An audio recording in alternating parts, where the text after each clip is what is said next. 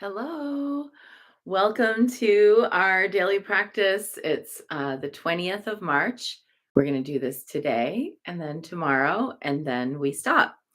And I'm stopping indefinitely while I experience whatever transitions and transformations need to come into my life over this next season. I'm doing this for a number of reasons. I think my practice is going to change shape.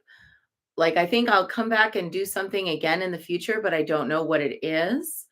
And also because I really feel like these next couple months, like leading up to me turning 50 and thereafter, I actually feel like I want to change up how I do my day every day, like how I start my day. And I don't know how to do it if I keep doing the same thing I've been doing. So good morning, Joanne. How funny to meet you here. So anyway, that's why. So we are in the month of Tara in the Mount Shasta Goddess Temple, and we are doing our daily brief wind horse practice of Tara by Patrul Rinpoche. Lume chosun chidang jitsuma galyung patmadrome jinti daki setso peljoran yandratnam yarnu dadang yarji soshindu kepar kaje wantang lungta nam nyampa sashing chatu gawa long chije lekpe lamdu drowa dang sere leme dedang denjur shi. Homage to the Guru and Three Jewels. Through the blessing and power of the unfailing Buddha, Dharma, and Sangha, and of Jetsunma, mother of the Buddhas, noble Tara, may our lifespan, merit, prosperity, and renown increase like a waxing moon, like a rising summer lake. Especially may our good fortune, Wangtang and Windhorse, be healed when they weaken, rejoined when interrupted, raised up when sinking down. May whatever we do turn out well, and may long life, good health, peace, and happiness be ours. Lume chosum chidang jetsunma galyum pakma drome jintu daki sitso pelchor nyandratnam yarnu dadang yarji sashindu kipar kache wangtang lungta nam nyampa sashing chatu gawa long chije lekpe lamdu trawa dang sering leme dedang denjur shi.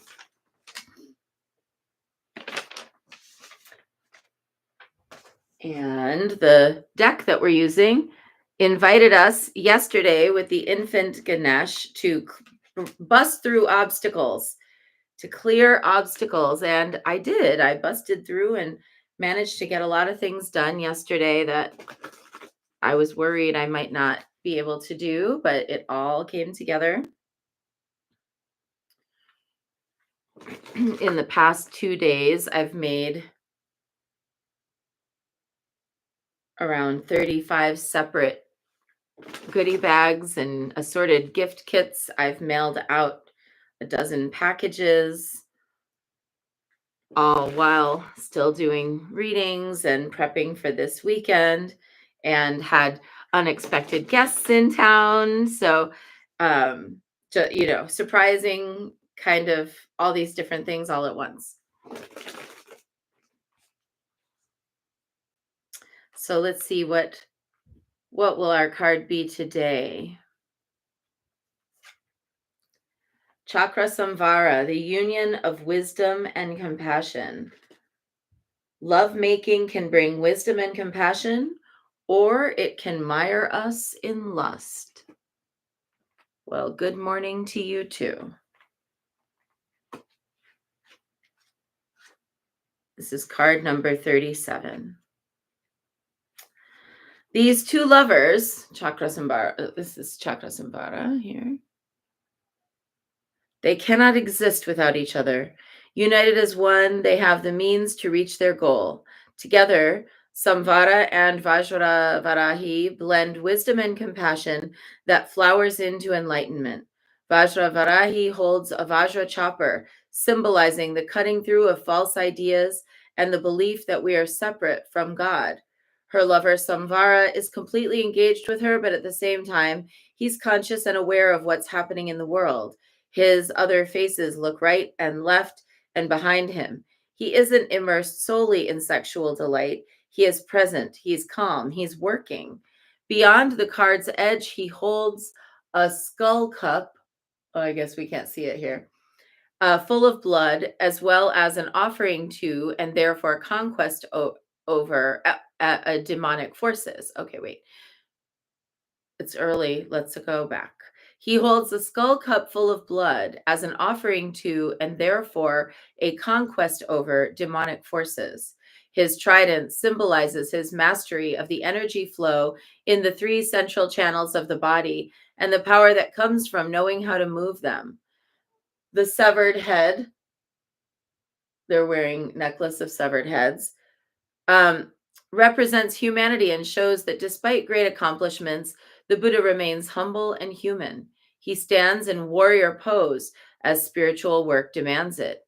It takes intensity and the strength of heart of a warrior to persevere through every stage and mundane trial of life. No one escapes, not even an accomplished master. We all face the same struggles. In Buddhist art, the pose of lovemaking is considered so much more than sexual. It's called the father-mother union, or yabyum, kind of like a yin and yang symbol. There are other examples of yabyum couples in the Buddhist pantheon, but this example is the representation of chakra samvara practice. The feminine represents wisdom, the masculine represents compassion. It's refreshing to see an act of love portrayed simply and proudly without hiding behind fig leaves or gauzy curtains. Buddhism fully embraces our humanity and acknowledges that the body is along for the ride. It is a joyful part of our work toward enlightenment. So, we're being invited to contemplate not only lovemaking as a practice of Dharma, which I think it is something that's very important, that to be in the Dharma is to do everything in a Dharma way. So preparing your food becomes Dharma, lovemaking becomes Dharma, how you talk to your parents becomes Dharma, how you tend your animals becomes Dharma. But also because I think that union of wisdom and compassion is very important. It's that wisdom without compassion is kind of like the AI, um, brutally, mercilessly uh, efficient.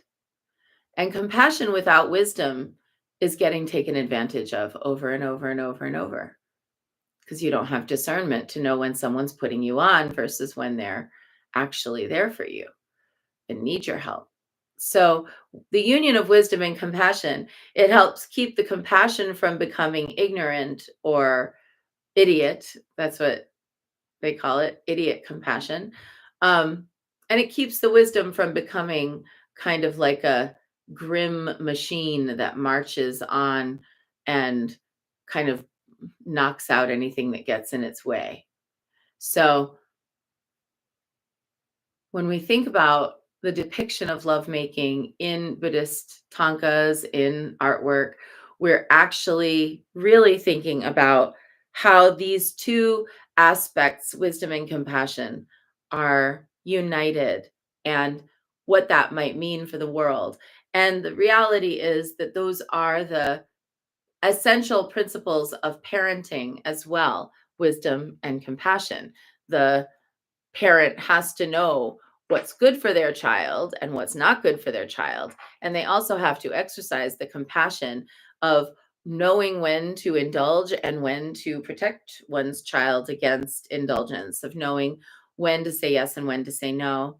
So today, whether it's through lovemaking, whether it's through um, union of wisdom and compassion, whether it's through parenting, whether it's through discernment, whether it's through taking the slightly longer but prettier route instead of just getting on the freeway, whatever it is, let's do it.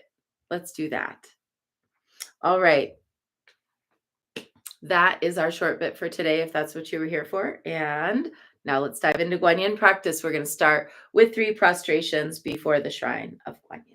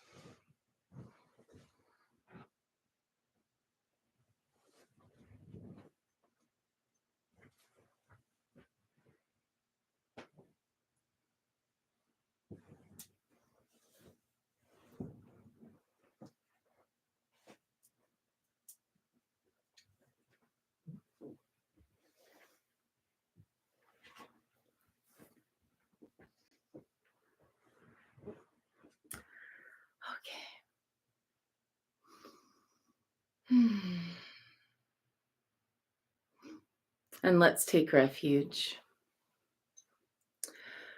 Namo Guru Be. I take refuge in the inner teacher. Namo Buddhaye. I take refuge in the great mother of compassion. Namo Dharmaye. I take refuge in the wisdom of the ages. Namo Sanghaye. I take refuge in the community of practitioners. And let's set our intention, a person, place, situation, or circumstance that will benefit from today's practice. Today, I'd like us to hold all those who are traveling from all different points to come to be together here at the base of Mount Shasta for our retreat. That everyone has safe journeys, that everyone's luggage ends up where it's meant to be.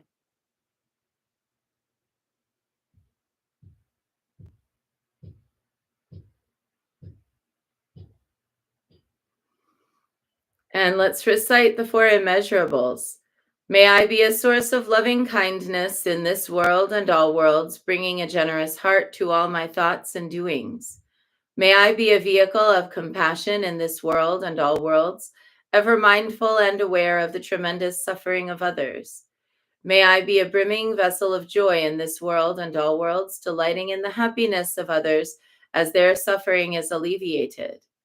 May I be a balance point of equanimity in this world and all worlds, seeing all as equals and all as deserving of goodness. We'll make our offerings.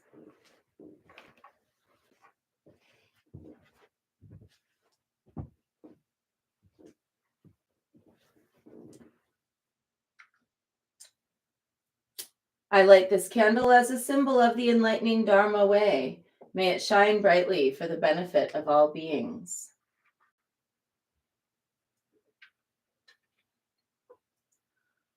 I light this incense as an offering to Guan Yin, she who hears the cries of the world, mother of all.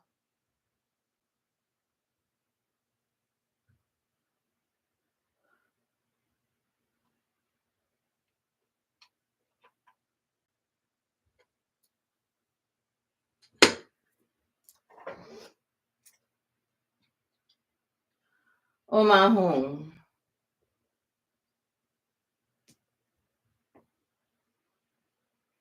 Om Ahum. Om Ahum.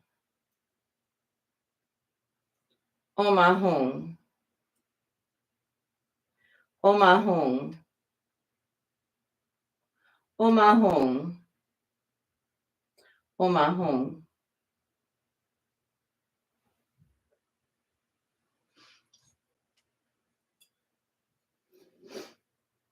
Om Ahum.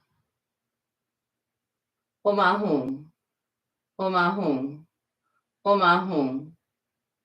Om Ahum. Om Ahum. Om Ahum.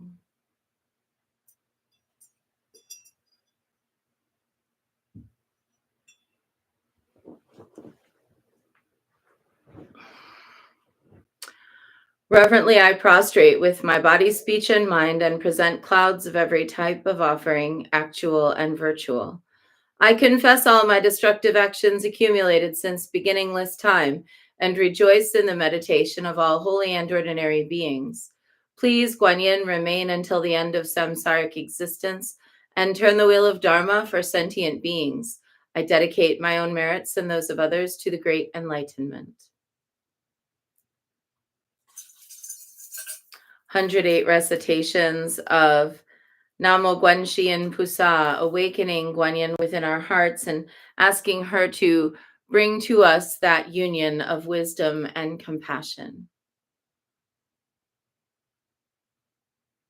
Namo Guanxian Pusa, Namo Guanxian Pusa, Namo Guanxian Pusa, Namo Guanxian Pusa, Namo Guanxin Pusa, Namo Guanxin Pusa, Namo Guanxin Pusa, Namo Guanxin Pusa, Namo Guanxin Pusa, Namo Guanxin Pusa, Namo Guanxin Pusa, Namo Guanxin Pusa.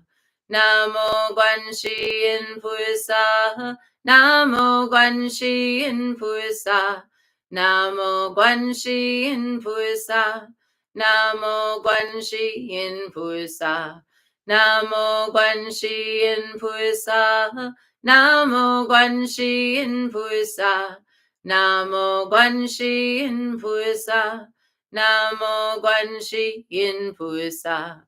Namo Guanxin Pusa, Namo Guanxin Pusa, Namo Guanxin Pusa, Namo Guanxin Pusa, Namo Guanxin Pusa, Namo Guanxin Pusa, Namo Guanxin Pusa, Namo Guanxin Pusa. Namo Guanxin Pusa, Namo Guanxin Pusa, Namo Guanxin Pusa, Namo Guanxin Pusa, Namo Guanxin Pusa, Namo Guanxin Pusa, Namo Guanxin Pusa, Namo Guanxin Pusa.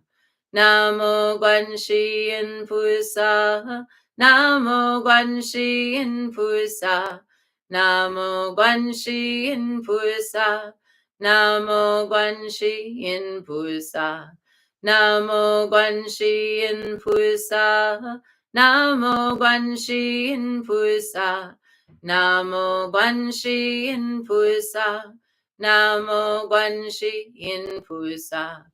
Namo Guanxin Pusa, Namo Guanxin Pusa, Namo Guanxin Pusa, Namo Guanxin Pusa, Namo Guanxin Pusa, Namo Guanxin Pusa, Namo Guanxin Pusa, Namo Guanxin Pusa. Namo Guanxin Pusa, Namo Guanxin Pusa, Namo Guanxin Pusa, Namo Guanxin Pusa, Namo Guanxin Pusa, Namo Guanxin Pusa, Namo Guanxin Pusa, Namo Guanxin Pusa. Namo Guanxin Pusa, Namo Guanxin Pusa, Namo Guanxin Pusa, Namo Guanxin Pusa, Namo Guanxin Pusa, Namo Guanxin Pusa, Namo Guanxin Pusa, Namo Guanxin Pusa. Namo Guanxin Pusa, Namo Guanxin Pusa, Namo Guanxin Pusa, Namo Guanxin Pusa, Namo Guanxin Pusa, Namo Guanxin Pusa, Namo Guanxin Pusa, Namo Guanxin Pusa. Namo Guanxin Pusa, Namo Guanxin Pusa, Namo Guanxin Pusa, Namo Guanxin Pusa. Namo Guanxin Pusa, Namo Guanxin Pusa, Namo Guanxin Pusa, Namo Guanxin Pusa. Namo Guanxin Pusa, Namo Guanxin Pusa, Namo Guanxin Pusa,